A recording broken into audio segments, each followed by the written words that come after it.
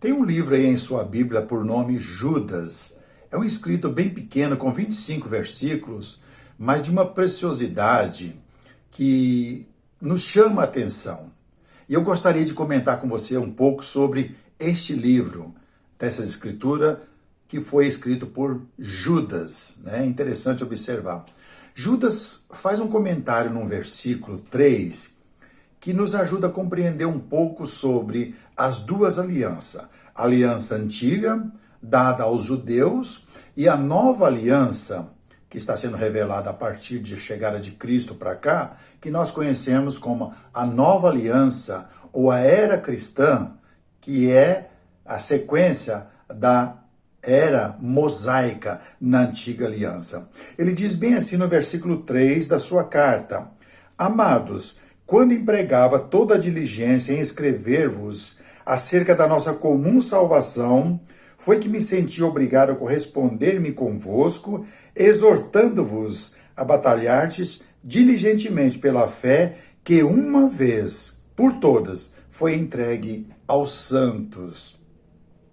Judas escreve essa carta, que é só uma, com 25 versículos, mas é um escrito de uma precisão que nos chama a atenção pela abordagem que ele faz para alertar os cristãos. Essa carta foi escrita aos irmãos que viviam fora da Palestina, Então, eles estavam dispersos para outros lugares. Não se conhece dados históricos precisos relativos a esta carta, a esse escrito que ele deixou aqui, a não ser o fato do autor se identificar com o irmão de Tiago. Tiago é aquele que escreveu uma carta que está também nas nossas Bíblias, por nome Tiago. Por outro lado, a opinião mais generalizada é que esse Tiago, que escreveu a outra carta, era irmão do Senhor Jesus. Como identifica-se ele que era irmão do Senhor, que foi o autor dessa epístola, esse Tiago que nós conhecemos. Se essa hipótese for correta, Judas também é irmão de Jesus, irmão do Senhor Jesus. Porque logo no versículo 1 ele se identifica como irmão de Tiago. O Tiago que escreveu essa carta, que está bem próxima aqui também. Não há menção alguma a respeito dos primeiros destinatários desta carta. Para onde ela foi enviada? Não se tem conhecimento, para onde ela foi enviada, Foi escrita em um grego de alto conhecimento. A forma que ele escreveu, a escrita literária dela, que foi escrito, não dá para saber.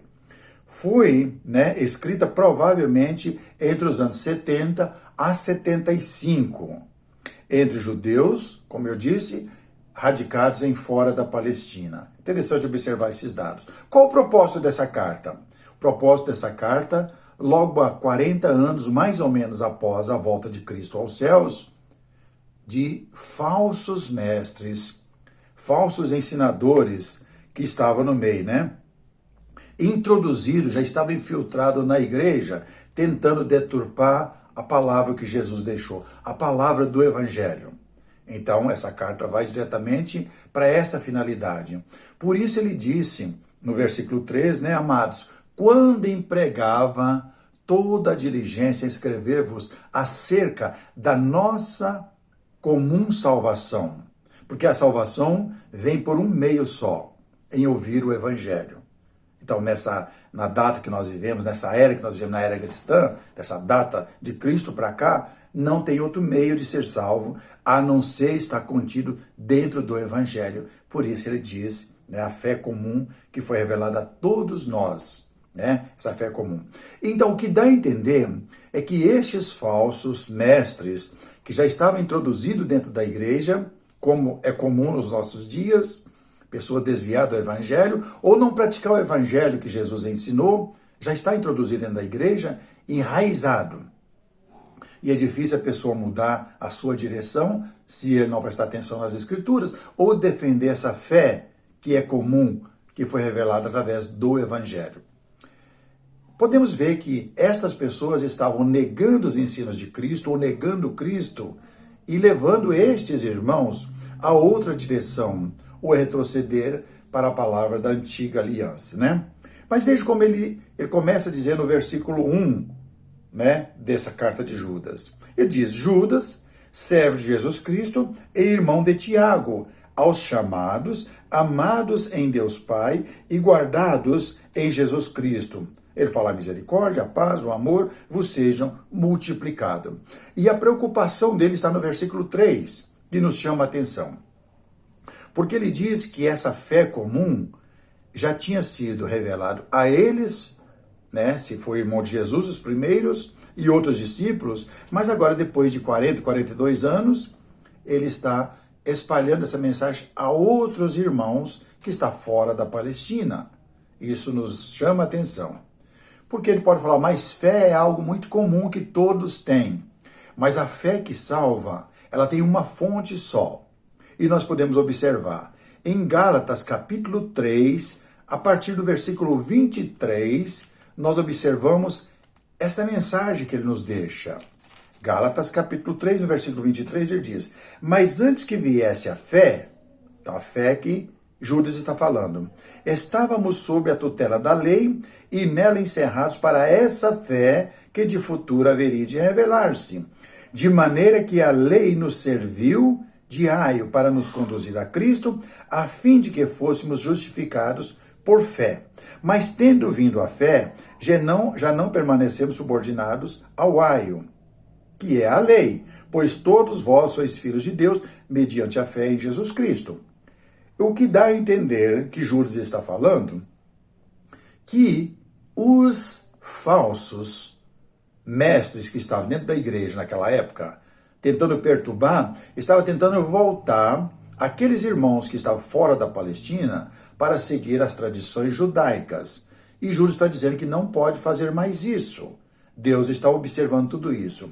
Mas essa fé que ele fala, ela nasce onde? E por que você e eu devemos ter essa fé? Veja de onde nasce a fé. Romanos capítulo 10, no versículo 17, ele deixa bem claro esta mensagem, ou esta passagem, neste versículo. Ele diz, Romanos 10, versículo 17, assim a fé vem pela pregação e a pregação pela palavra de Cristo, que é o Evangelho. Então, se você não está enraizado no Evangelho, você não tem uma fé que vai te salvar, porque a sua fé está baseada em outros escritos que o homem já colocou dentro da igreja, e assim você está praticando algo fora do Evangelho, né? E aí não vai ter a salvação. Por isso ele diz, no versículo 3 de Judas, amados, quando empregava toda a diligência em escrever-vos acerca da nossa comum salvação, foi que me senti obrigado a corresponder-me convosco, exortando-vos a batalhar diligentemente, né, pela fé que uma vez por todas foi entregue aos santos, pois certos indivíduos se introduziram com dissimulação, os quais desde muito foram antecipadamente pronunciados para esta condenação, homens ímpios que transformam em libertinagem a graça de nosso Deus e negam o nosso único soberano e Senhor Jesus Cristo. E você pode pensar, mas eu não nego Cristo. Eu tenho Cristo no coração. Sabe que se você praticar alguma coisa na adoração a Ele, hoje na nova aliança, que Jesus não ensinou, você está negando Cristo. Jesus falou várias coisas que a igreja deve praticar, que hoje muitos homens estão praticando, outras coisas que estão ligadas à adoração na antiga aliança, na era mosaica. Então você está negando Cristo quando você pratica alguma coisa que está na antiga aliança em forma de adoração.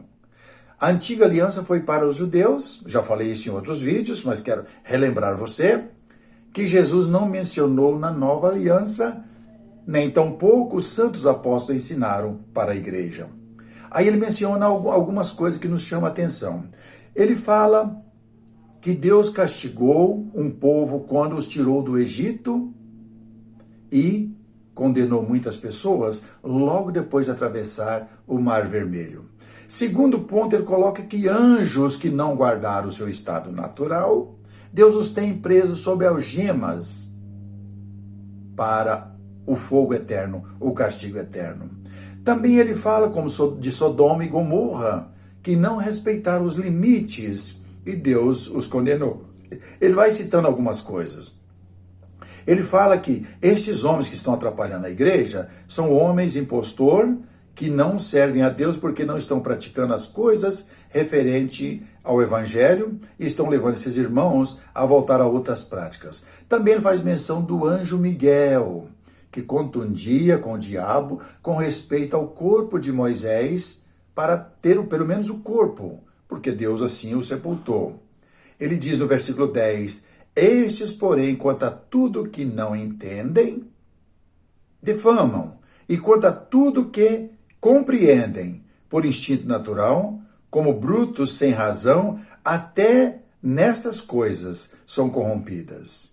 Aí ele diz no versículo 11, ai deles, porque prosseguiram pelo caminho de Caim e movidos de ganância, se precipitaram no erro de Balaão, perecendo na revolta de Coré. No versículo 12 ele diz que estes homens, os homens que não estão preocupados em ensinar o evangelho para que os seus seguidores sejam salvos, ele fala que estes homens são como rochas, né? Eles são movidos de ganâncias, são brutos. Olha o versículo 11. Ai deles, porque prosseguiram pelo caminho de Caim e movidos de ganâncias se precipitaram no erro de Balaão e pereceram na revolta de Coré. Estes homens são rochas submersas em vossas festas de fraternidade. São pessoas que são fraternos, transmite uma imagem com pessoas super religiosas, que têm uma paixão por Deus, uma paixão por Cristo, mas na hora de praticar, não praticam. Ele ainda diz que estes homens são como rochas submersas nas suas festas fraternas, banqueteantes juntos, né, sem qualquer recato, pastores que a si mesmos se enganam, apacentam-se a si próprio, nuvem sem água, impelida pelos ventos, árvore em plena estação de frutos, destes desprovidos, duplamente mortas, desraigadas, ondas bravas do mar, que espumam as suas próprias sujidades, estrelas errantes, para as quais tem sido guardada a negridão das trevas para sempre. Então, cuidado meu e seu é de praticar o evangelho. Mas olha, José Carlos, eu estou em um lugar que nós não praticamos o evangelho puro, mas já estou lá há tanto tempo, Deus vai ter misericórdia de mim. Não tem misericórdia. Deus deu o evangelho para que a gente possa observar e praticar as coisas contidas no evangelho. É por isso que Judas escreveu com seriedade e num tom de uma dureza, a linguagem dele, de uma dureza muito forte, para alertar a mim e você. Essa carta foi escrita para a igreja e nós somos a igreja que pertence a ele. Então a igreja tem que praticar o que ele determinou. Ele fala um pouco mais, mas quando ele chega no versículo 17, ele diz, vós, porém, amados, falando para mim e para você, né? Porque essa carta foi preservada para a igreja. Lembrai-vos das palavras anteriormente proferida pelos apóstolos e pelo Senhor Jesus Cristo, os quais vos diziam, no último tempo, estamos vivendo o último tempo, não haverá mais um outro tempo, porque esse é o último. A única coisa que falta para completar tudo, falta Jesus voltar e buscar aqueles que praticam o teu santo evangelho. Os quais vos dizia, no último tempo haverá escarnecedores, andando segundo as suas ímpias paixões. São estes os que promovem divisões sensuais que não têm o Espírito. Porque se você tem o Espírito de Deus, O Espírito que Jesus falou, eu vou subir e vou mandar o Espírito. Você não é de Deus, porque você não está praticando as coisas ensinadas pelo Espírito através de Cristo e dos santos apóstolos. Se não tem o Espírito, porque essas pessoas não são de Deus. Vós, porém, amados, edificado-vos na vossa fé santíssima, orando no Espírito Santo. Guardai-vos no amor de Deus, esperando a misericórdia de nosso Senhor Jesus Cristo para a vida eterna. E compadecei-vos de alguns que estão na dúvida. Muitas pessoas ficam na dúvida. Se eu praticar isso, Deus vai ter misericórdia ou não? Então, tenha certeza, saia da dúvida. Volte a praticar as coisas que Jesus ensinou. A simplicidade do Evangelho. Quando você lê na Bíblia que o pão da Santa Ceia é sem fermento, use o pão sem fermento para você estar dentro do que Jesus ensinou. Se ele diz que a ceia do Senhor é no primeiro dia da semana, volte a praticar a ceia do Senhor no primeiro dia da semana e não negue Cristo. Se ele diz que hoje a igreja deve viver com ofertas voluntárias, segundo tiver proposto no coração, como Paulo ensinou à igreja aos Coríntios, na segunda carta, pratique a oferta voluntária de coração. E aí, por diante, não pratique as leis da antiga aliança achando que Deus vai te dar a salvação. Então tire as pessoas da dúvida e você mesmo deve sair da dúvida. Salvai-vos arrebatando-os do fogo. Quanto aos outros, seres também compadecidos, em temor, detestando até a roupa contaminada pelo pecado, pela carne. Então, observe bem o que Judas faz. Saia fora de coisas que não pertencem a Deus na nova aliança. Fique fora dessas coisas. Pratique a justiça de Deus que é revelada no Evangelho. E assim, o Evangelho é revelado de fé em fé, conforme Deus tem ensinado. A fé que salva. Por isso ele diz no versículo 3, quando eu empregava toda a diligência em escrever-vos acerca da nossa comum salvação, foi que me senti obrigado a corresponder-me convosco, exortando-vos a batalhardes pela fé comum, que foi uma vez entregue aos santos, uma vez por todas. Então já foi entregue para mim e para você. Examina as Escrituras, porque nelas tem as palavras da salvação. E as Escrituras que pertencem para salvar o homem hoje é a nova aliança. A nova aliança, ela está em vigor. Ela não foi cancelada na cruz para a nossa salvação. Foi para concluir com o sangue do Senhor Jesus Cristo derramado em favor de todos quantos querem morar nos céus na eternidade. Ele conclui o livro, que é bem pequenininho, os 24 e 25 versículos, dizendo, ora, aquele que é poderoso para vos guardar de tropeços e para vos apresentar com exultação imaculada diante da sua glória, ao único Deus, nosso Salvador, mediante Jesus Cristo, Senhor nosso, glória nossa, majestade, império, soberania, antes de todas as eras, e agora e por todos os séculos. Amém. Se você já é uma pessoa que gosta de praticar, que gosta de ajudar a outros na salvação, continue sendo inscrito na nossa página, para enviar essa mensagem a outros, para alertar enquanto há tempo. Ajude as pessoas a sair da dúvida e ficar na fé que é revelada por ouvir o Evangelho e por praticar o Evangelho. Romanos capítulo 10, versículo 17. Essa fé que havia de ser revelada de futura já foi revelado. Gálatas capítulo 3, a partir do versículo 23, 24 e 25, nos ajuda. Se você só está visitando a nossa página, seja sempre bem-vindo. Se tem desejo de receber novas notificações por mais vídeos, fique à vontade para se inscrever em nossa página e ser também um mensageiro do Senhor. Que Deus nos abençoe e nos guarde na sua glória, hoje e sempre.